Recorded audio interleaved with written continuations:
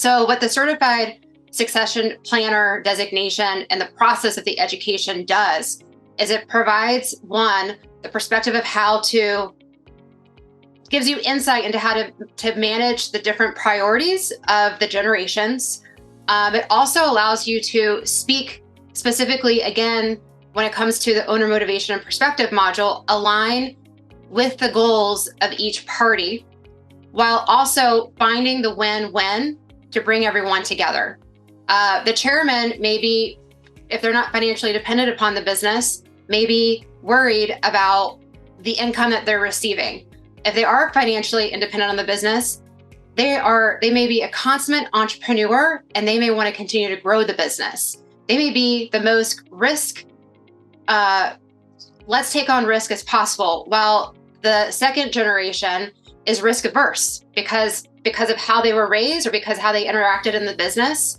They have a different perspective on what they're willing to take on. And then the family that they're supporting, they also have their different opinions. So what I would say is succession planning, yes, there is the stereotypical older male who's owned a business that a lot of business advisors will go after because the assumption is that they're going to be transitioning out of the business sometime in the next 5 to 10 years.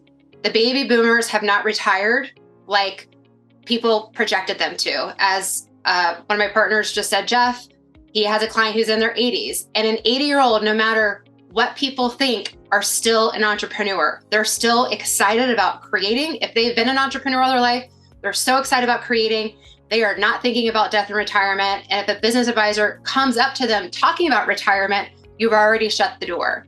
So what this process does and the matrix does is, again, it helps align with the goals and objectives of the owner, no matter their age. If the age is mid-50s, 40s or 50s, and they're in a position to want to grow the business, there are a tremendous amount of possible, predictable, and potential issues impacting their ability to get to where they want to go.